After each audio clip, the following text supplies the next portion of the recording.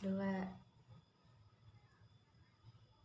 Assalamualaikum warahmatullahi wabarakatuh. Waalaikumsalam warahmatullahi wabarakatuh.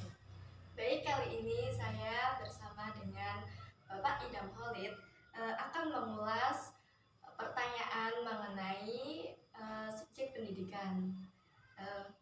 Bagaimana kabarnya Pak Idam? Alhamdulillah sehat, Rizka, Alhamdulillah. Baik, kita langsung masuk pertanyaan saja ya Pak. Yang pertama yaitu surat An-Nahl ayat 43 sampai 44 berbicara mengenai dua hal. Pertama, mengenai para utusan yang rata-rata adalah laki-laki. Kedua, mengenai apa yang dibawa oleh masing-masing utusan tersebut. Allah menyatakan bahwa Dia tidak mengutus seorang rasul pun sebelum Nabi Muhammad kecuali manusia yang diberi wahyu. Pertanyaannya, mengapa seorang nabi atau rasul itu seorang laki-laki? Lalu apa kaitan ayat tersebut dengan subjek pendidikan? Ini mau kembali ke bahasa Indonesia, rata-rata laki-laki. Ketika rata-rata itu berarti ono sing wadon. Ono sing wadon. Kalau yang pernah saya dengar ya Pak, setahu saya itu ada nabi perempuan, yaitu ibunya Nabi Isa kalau nggak salah. Jadi definisi nabi itu apa? Definisi nabi itu seorang yang mendapatkan wahyu dari Allah yang disampaikan kepada umatnya atau untuk dirinya sendiri. Jadi definisi kuwi nabi kuwi seseorang yang mendapat wahyu dari Allah melalui malaikat Jibril. Maka Ibu Maryam, ibu Nabi Isa itu termasuk nabi. Tapi kalau melihat dari surat An-Nahl, wa ma arsalna min qablika illa rijalan. Ini kan ayat Al-Qur'an bahwa Allah tidak mengutus seorang nabi pun sebelum Nabi Muhammad kecuali rijalan, kecuali laki-laki. Berarti Ibu Maryam bukan nabi, karena nabi-nabi adalah kaum laki-laki. Jadi semua para nabi dan rasul adalah laki-laki. Wa ma arsalna min qablika illa rijalan nuhi ilaihim. Bahwa Allah berfirman bahwa Allah telah mengutus para nabi, para rasul sebelum Nabi Muhammad SAW, yaitu dari kaum laki-laki. Nah, definisi ini akan menentukan pembahasan. Jadi kalau tadi dikatakan mendapat wahyu dari Allah, kalau Nabi Rasul pasti disampaikan kepada orang lain, sementara Ibu Maryam tidak disampaikan kepada orang lain, karena itu sifatnya malaikat Jibril memberi kabar untuk Ibu Maryam sendiri terkait dengan akan diberikannya seorang anak dari Allah tanpa tersentuh oleh pria manapun. Nah, ini kan untuk diri sendiri. Jadi mungkin di luar Ibu Maryam ada orang-orang lain yang mendapat wahyu dari Allah, tapi bukan untuk diserahkan untuk dirinya sendiri. Ya. Sementara para nabi rasul mendapatkan wahyu dari Allah untuk disampaikan kepada orang umatnya. Dan perbedaan nabi dan rasul apa? Wama arsalna itu berarti kaitannya dengan risalah, berarti dengan kerasulan. Perbedaannya sama tipis. Jadi nabi dan rasul sama-sama mendapat wahyu dari Allah. Perbedaannya ketika nabi itu melanjutkan risalah rasul sebelumnya. Ketika rasul itu adalah mendapat risalah baru sebagai penyempurna risalah sebelumnya. Nabi Rasul yang wajib diketahui yang disebut dalam Al-Quran ada 25, yang jumlah totalnya menurut hadis menurut Nabi SAW 124.000 Rasul yang wajib diketahui 25. Nah, hikmahnya apa? Kenapa para rasul, para nabi itu kok dari kaum lelaki? Apakah Islam itu tidak mendukung persamaan hak gender? Tidak. Jadi realistis bahwa wanita itu terkendala. Kalau menjadi pemimpin terkendala karena wanita mempunyai sifat bawaan, mempunyai tabiat yaitu haid, datang bulan. Dimana ketika haid dia tidak boleh sholat, tidak boleh puasa. Sementara setiap rasul pasti pimpinan, setiap rasul nabi itu pasti pimpinan di kaumnya.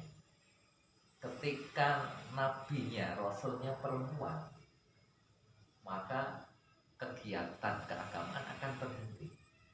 Ketika pimpinannya terhenti, apakah umatnya mau menjalankan sendiri?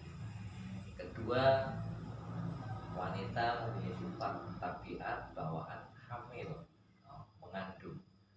Ketika umpama saja nabinya perempuan, nabinya sewek ini, hamil, memimpin perang, atau ketika melahirkan sambil gendong anak bayi. Jadi secara realistis wanita ini tidak memungkinkan untuk menduduki posisi nabi atau rasul. Tapi bukan berarti wanita ini tidak mulia. Banyak wanita-wanita yang dimuliakan oleh Allah. Kalau wali berbeda, seperti Robiah Adawiyah sudah wali. Ini berbeda karena wali bukan pembawa risalah baru, tapi mengajarkan ajaran yang dibawa oleh nabi dan rasulnya.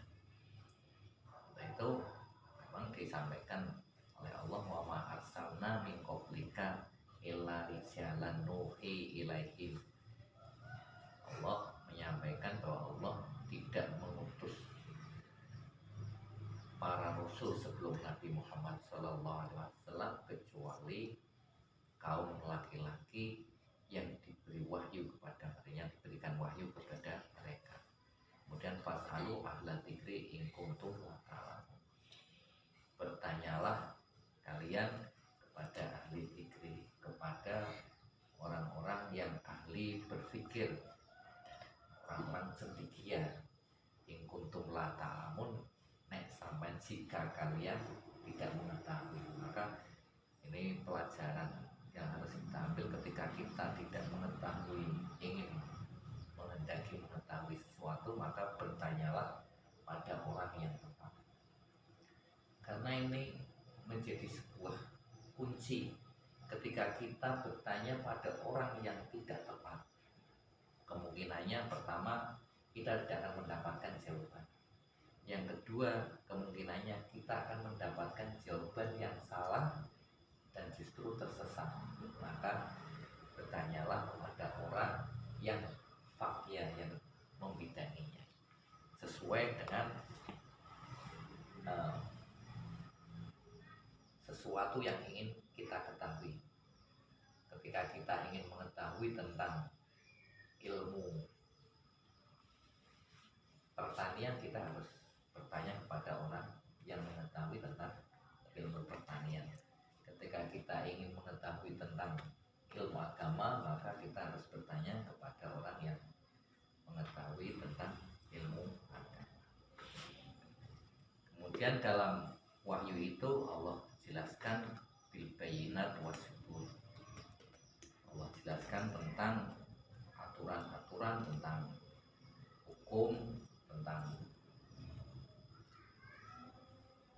hukum-hukum agama yang biasa disebut dengan hukum fikih.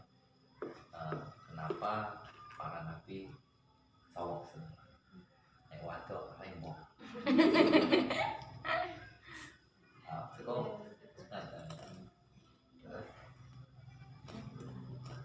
Jadi berarti untuk kenapa Nabi itu rata-rata laki-laki itu berarti ada kaitannya Pak dalam surat An-Nahl ayat 43 sampai 44 ya? Jadi bukan rata-rata, tapi semua. Tidak ada pendapat yang mengatakan bahwa itu tergantung dari definisi. Ketika mendefinisikan bahwa nabi itu orang yang mendapatkan wahyu, maka Ibu Maryam punya peluang disebut nabi. Tapi definisi nabi itu harus orang yang mendapatkan wahyu dari Allah dan disampaikan kepada umatnya. Dan di situ Ibu Maryam tidak punya peluang sebagai nabi, tapi beliau sebagai wanita yang dimuliakan oleh Allah. Dan dibantah oleh ayat ini, illa rijalan wa ma arsalna, bukan rata-rata laki-laki, tapi semua nabi rasul adalah laki-laki. Itu kenapa baginda Nabi Muhammad SAW, anaknya yang melahirkan generasi Siti Fatimah, Sayyidah Fatimah garwane Imam Ali, istri dari sahabat Ali karramallahu wajhah, agar memutus bahwa Nabi terakhir adalah Nabi Muhammad. Setelah Nabi Muhammad tidak melahirkan anak laki-laki yang hidup, karena anak laki-laki beliau meninggal ketika masih belum balik. Berarti benar-benar Nabi akhir zaman. Nah sebelumnya karena Nabi itu punya anak laki-laki, maka turun temurun itu nyambung dari Nabi Adam sampai Nabi Muhammad, selalu generasi laki-laki. Nah ketika Nabi Muhammad yang melahirkan anak hanya Siti Fatimah, itu untuk membuktikan memang dikehendaki oleh Allah bahwa generasi Nabi berakhir pada Nabi Muhammad. Nah dari sejarah itu menunjukkan semua Nabi adalah laki-laki, ditambah dengan ayat illa rijalan, kecuali laki-laki. Maka pendapat yang mengatakan Siti Maryam adalah Nabi itu pendapat lemah, ditolak oleh kalangan banyak orang. Nah, lalu untuk kaitannya surat ini itu dalam subjek pendidikan itu apa Pak? Nah, kaitannya dalam subjek pendidikan bahwa dalam Islam yang bertanggung jawab, bahwa pemimpin yang bertanggung jawab adalah yang pertama adalah laki-laki. Laki-laki diberi tanggung jawab, ar-rijalu qawwamuna 'alan nisa, artinya laki-laki itu diberi tanggung jawab penuh. Jadi perbedaannya begini, kalau perempuan itu yang dituntut adalah kesetiaannya, kalau laki-laki dituntut tanggung jawabnya. Kalau dalam nikah pun wanita hanya satu, laki-laki beristri boleh dari 4, karena tidak dituntut kesetiaan, dituntut tanggung jawab. Laki-laki bertanggung jawab atas istri dan anak-anaknya, atas lingkungannya. Nah, subjek pendidikan yang bertanggung jawab secara finansial itu adalah laki-laki, sementara yang bertanggung jawab secara suri tauladan itu adalah perempuan. Maka ingat tugas jenengan sebagai kaum Hawa itu tidak mudah, karena kata Rasul al-um madrasatu ula, ibu itu madrasah pertama. Artinya ketika anak lahir itu yang pertama dilihat adalah ibu. Ketika bangun tidur yang pertama dilihat ibu. Tapi yang bertanggung jawab seorang ayah. Bagaimana anak ini tidak kekurangan makan, tidak kekurangan asupan gizi, anak ini biar tidak telanjang, biar memakai pakaian yang mencukupi, anak ini biar ada tempat tidur, tempat istirahat. Ini menjadi tanggung jawab kaum Adam, kaum laki-laki. Maka seorang laki-laki harus menjadi subjek dari pendidikan. Sebenarnya semua orang itu menjadi subjek dan objek, baik laki-laki maupun perempuan, siapapun dia. Dalam Islam itu tidak ada yang berperan hanya subjek saja atau objek saja, semuanya menjadi subjek juga menjadi objek.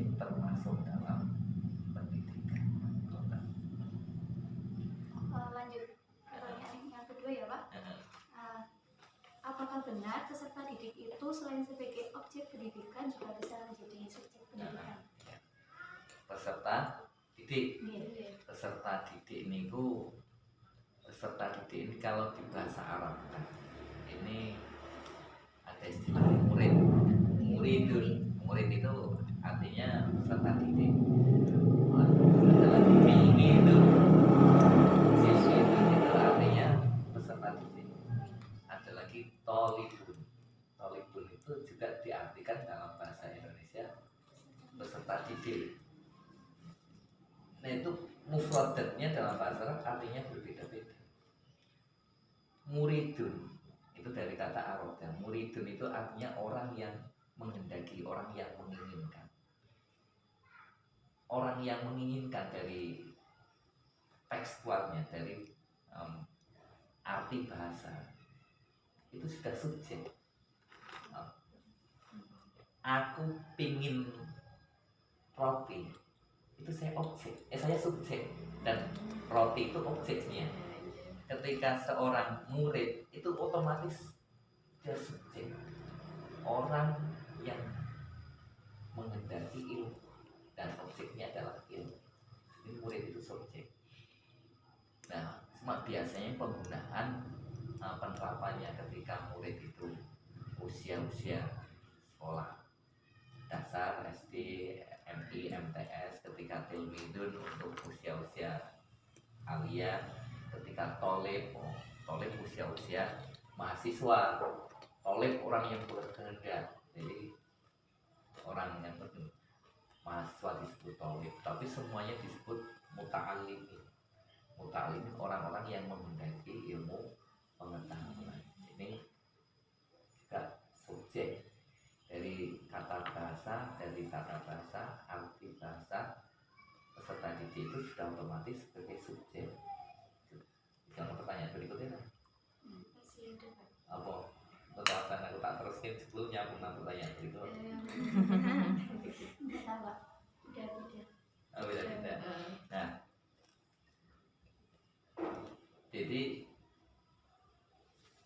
murid atau guru itu sama-sama subjek dan sama-sama objek. Malah maka dalam Islam itu diajarkan, kalau kita baca surat Al-Asr wal asri innal insana lafi khusr illal ladzina amanu wa amilus solihati wa tawassaw bil haqqi wa tawassaw bis sabr. Tawassaw itu kalau dalam ilmu sorof, itu menggunakan wazan tafa'ala, yang salah satu faedahnya itu musyarakah kuwi artinya kullu wahidin minhuma fa'ilan wa maf'ulan. Setiap satu di antara keduanya atau semuanya itu menjadi fa'il juga menjadi maf'ul. Maka konsep dalam Islam itu yang digunakan Al-Quran tawasul, saling berpesan. Artinya kita kadang menasihati, kita juga harus mendengarkan nasihat orang kepada kita. Jadi saling memberi. Kadang kita diingatkan, kadang kita mengingatkan. Itu sebagai sifat orang Muslim. Jangan suka mengingatkan, kalau diingatkan tidak mau. Jadi kadang kita mengingatkan, kadang kita diingatkan. Dan itu berlaku pada proses pendidikan. Proses pendidikan sebagai contoh, jenengan datang ke sini itu sebagai subjek. Jenengan sing takon, kula sing ditakoni kula dadi objeke. Tapi kadang kula balik. Padahal jenengan kan tolibal ilmi, jenengan seorang tolib, seorang peserta didik. Saat ini jenengan menjadi subjek pendidikan itu, menjadi pelaku pendidikan.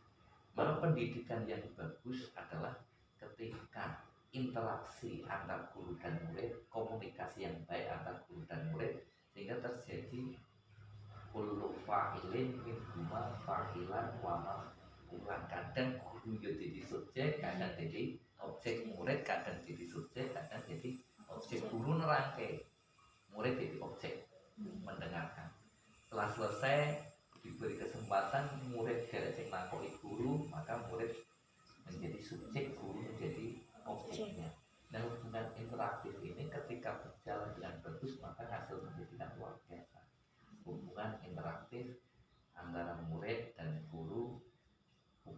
musyarakah seperti yang diajarkan dalam surat Al-Asr.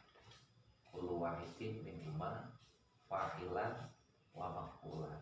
Itu hubungan perkongsian dalam Islam. Itu harus kadang kita fa'il, subjek, kadang kita maf'ul sebagai subjek. Maka guru yang baik ketika bisa menciptakan suasana pendidikan itu murid-muridnya kritis menjadi subjek dari pendidikan itu. Nah, seperti itu.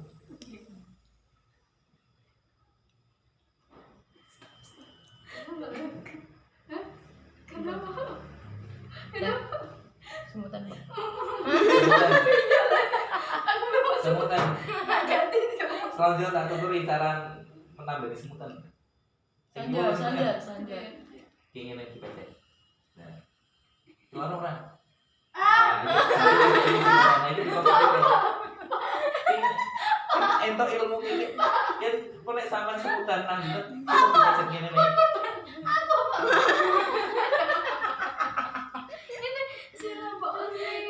Ya,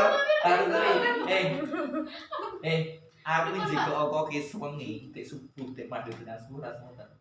Kapan Pak semutan proses tak pecet titik. Jadi apa Pak semutan pecet titik. Kira sing kanan ya kanan apa sing kiri. Oh, kapan dipecet. Oh, lancar ini apa nih peredaran carai. Aku belum. Bentuk ilmu.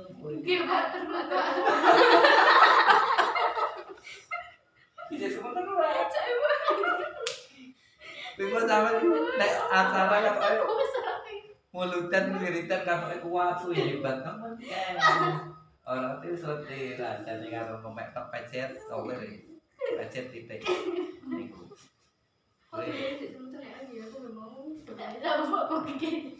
Jujur kayaknya Buka aku.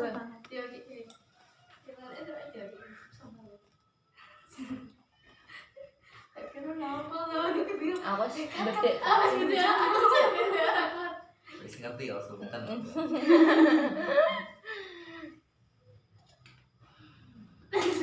kurang satu pembahasan Pak atau cerita kayak Pak itu kurang satu pembahasan Pak. Manusia pilihan. Jadi guru itu manusia pilihan itu bagaimana? Udah belum? Belum. Serius. Nanya aku tak. Ya Allah, berarti menanya aku tuh Iyalah. Ya. gini. Hasil satu email. Maaf ya Pak. Harap lagi. Boleh Pak.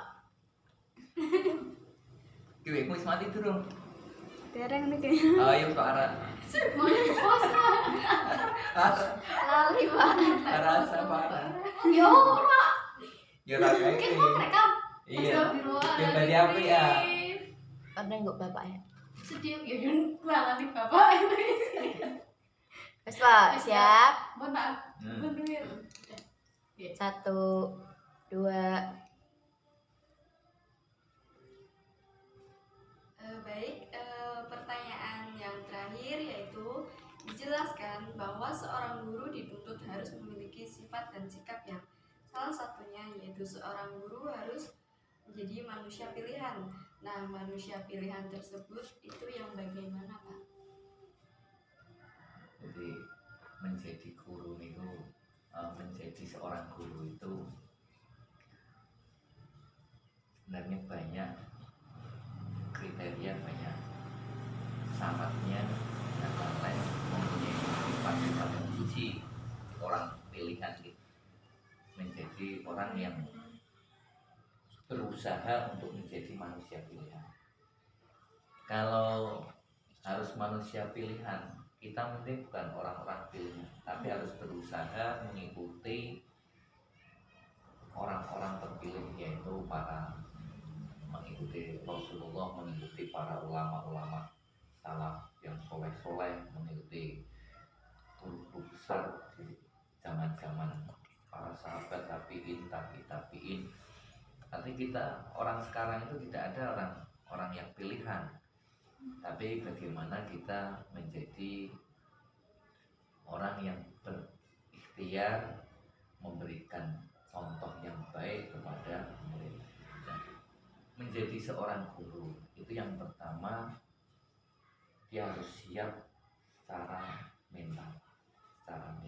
Maka sebagai seorang guru harus mengikuti, artinya tidak harus sama dengan Rasul, mengikuti sifat-sifat Rasul, harus sidik, amanah, tabligh, watonah. Artinya harus seorang guru itu menunjukkan dia itu dapat dipercaya, mempunyai kesungguhan, menyampaikan pelajaran secara gamblang, guru dapat dipercaya. Ketika guru tidak disiplin, maka muridnya juga tidak disiplin. Akan peribahasa guru kencing berdiri, murid kencing berlari. Artinya uswah nomor satu dari seorang guru itu adalah uswah, contoh. Ketika kita telah taken kontrak, telah punya niat bismillah untuk menyampaikan ilmu, menyampaikan ajaran-ajaran, pelajaran kepada orang lain, kepada peserta didik, maka kita harus membenahi diri dari perilaku kita, sikap kita, cara berpikir kita, kesabaran kita, terus harus kreativitas kita. Jangan sampai nanti sebagai contoh, seorang siswa masuk sekolah, bel berbunyi jam 7. Jam 7 siswa masuk kelas, tapi guru datang jam 7:15. Nah, ini kan bukan contoh yang baik. Dan guru sebagai uswah, sebagai contoh bukan hanya di dalam kelas, tapi di luar kelas.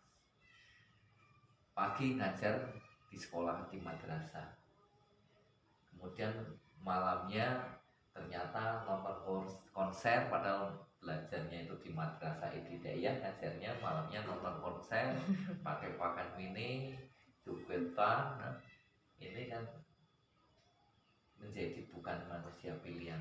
Jadi menjadi guru itu bukan saat bertatap muka dengan siswa saja, tapi 24 jam dia bersikap sebagai guru. Malamnya mempersiapkan materi. Jangan sampai kita di hadapan murid, kita materinya nggak ngerti. Ketika kita berhadapan dengan murid, sebelumnya paginya atau malamnya telah dipelajari, kemudian disampaikan kepada murid. Dan perlu diketahui bahwa konsep pendidikan dalam Islam itu, kalau dalam bahasa Arab disebut tarbiyah. Tarbiyah jurusan ini jenengan kan tarbiyah. Tarbiyah kan artinya apa? Pendidikan. Nah, pendidikan itu apa? Pendidikan itu apa? Pendidikan itu proses dari satu titik menuju ke titik lain yang lebih baik secara bertahap, step by step. Itu pendidikan. Nah, Allah disebut Rabbun. Alhamdulillahi Rabbil Alamin, bahwa Allah itu pendidik alam semesta, Tuhan alam semesta. Rabb itu pendidik. Rabb itu makna arti bahasanya pendidik, tapi di situ diartikan Tuhan. Artinya sifat Allah itu sebagai sang pendidik, menghendaki sesuatu secara bertahap. Itu harus disadari ketika kita mendidik anak, itu bertahap, secara bertahap, sedikit demi sedikit, dari satu titik menuju titik lain yang lebih baik. Nah, harus sabar, harus ulet, harus telaten. Nah, juga jangan salah menafsirkan. Yang biasa kita salah itu antara lain, kadang kita sering keliru dalam menafsirkan ajaran. Bagaimana contohnya sabar, seorang guru sabar dalam proses. Sebagai contoh, Nabi Musa ini masuk dalam kategori Rasul Ulul Azmi. Jadi Rasul yang 124.000 yang wajib diketahui 25, artinya 25 Rasul itu yang terpilih di antara 124, yang terpilih dari orang-orang terpilih itu 124.000 terpilih 25 yang wajib diketahui.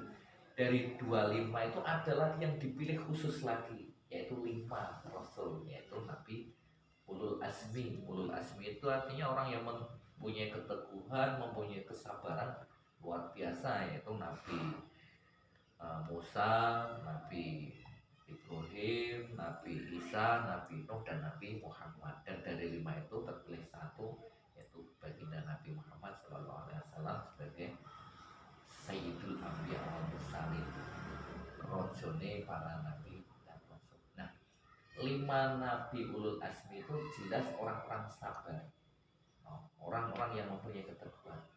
Padahal kita kalau melihat, mendengar cerita Nabi Musa kan orang yang keras dan galak, sehingga sampai ketika Nabi Musa melihat santrinya dizolimi oleh tentara Fir'aun, dia marah naik pitam, kemudian tentara Fir'aun itu ditampar, plak, langsung mati. Ini kerasnya Nabi Musa. Ketika Nabi Musa dipanggil oleh Allah ke puncak gunung, kemudian umatnya dititipkan pada adiknya Nabi Harun, kemudian umatnya disesatkan oleh Samiri menyembah berhala sapi emas, Nabi Musa naik pitam, Nabi Harun kemudian janggutnya dijambat, dipegang, kemudian Nabi Harun, wahai anaknya ibuku, dan seterusnya, sehingga Nabi Musa tidak sempat memukul Nabi Harun sadar. Ini gampang naik pitam, padahal Nabi Musa disebut orang yang sabar. Nah, sabar dalam konteks pendidikan itu adalah sabar mengikuti proses dengan tahapan-tahapan yang benar. Artinya ketika kita menjadi guru, ada anak yang mengganggu teman-temannya, kita biarkan, itu bukan sebuah kesabaran. Ketika ada anak yang mengganggu temannya, kemudian kita tegur, kita taksir, berdiri di depan, itu bukannya tidak sabar, itu sebuah proses kesabaran dalam pendidikan. Kesabaran itu dalam proses pendidikan, bagaimana seorang guru tetap istiqomah menjalankan proses tarbiyah itu agar peserta didik semakin hari semakin baik dengan berbagai metodenya. Mungkin seorang siswa kadang diberi hukuman untuk menghafal ayat pendek, mungkin diberi hukuman untuk memungut sampah-sampah di halaman. Itu bukan berarti tidak sabar, itulah kesabaran seorang guru yang memproses seorang peserta didik untuk menjadi lebih baik dengan cara menyesuaikan karakter anak tersebut, karena karakter anak berbeda, kepandaian anak juga berbeda. Tapi yang jelas tiap peserta didik pasti pandai. Dengan datang ke sini semua pasti pandai, semua anak pasti pandai. Seorang guru harus yakin bahwa setiap peserta didik itu mempunyai pandai, seperti yang dukain kalau dalam kitab taklimnya itu mempunyai dukain. Tapi kecerdasannya yang menonjol berbeda. Seorang guru harus sabar melihat potensi kecerdasan muridnya, kecerdasan peserta didiknya. Ketika kecerdasan peserta didiknya itu yang menonjol IQ-nya, maka seorang guru harus memanfaatkan IQ-nya untuk menghantarkan dia lebih baik. Ketika seorang murid itu yang menonjol kecerdasan emosional questionnya, maka seorang guru harus menggunakan emosional questionnya seorang peserta didik menuju ke arah yang lebih baik secara cepat. Ketika seorang murid yang menonjol itu adalah kecerdasan musiknya, maka seorang guru harus mengantarkan murid ke jenjang yang ke arah titik yang lebih baik secara tepat dengan kecerdasan musiknya, dan seterusnya.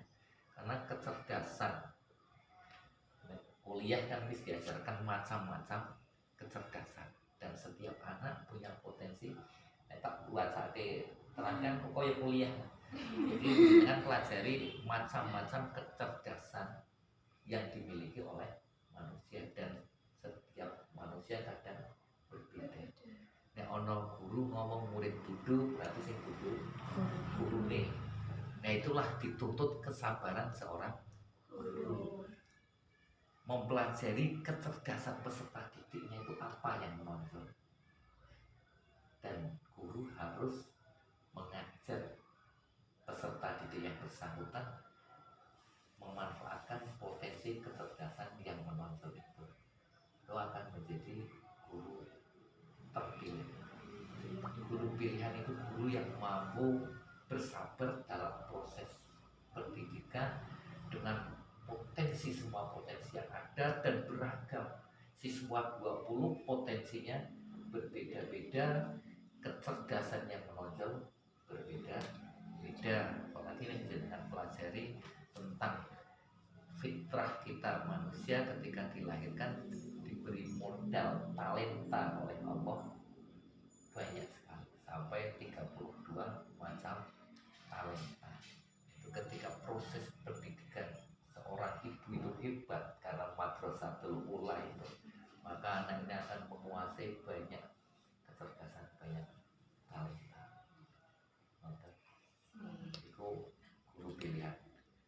Berusaha kita ketika menjadi guru kita bersabar untuk mengenali peserta didik kita. Jadi bukan untuk menjadi manusia pilihan, tapi untuk mengerti kebutuhan peserta didik. Itu secara otomatis nanti akan terpilih. Seleksi alam selalu jujur, tidak pernah dusta. Next. Satu Mbak. Namun kakek selfie.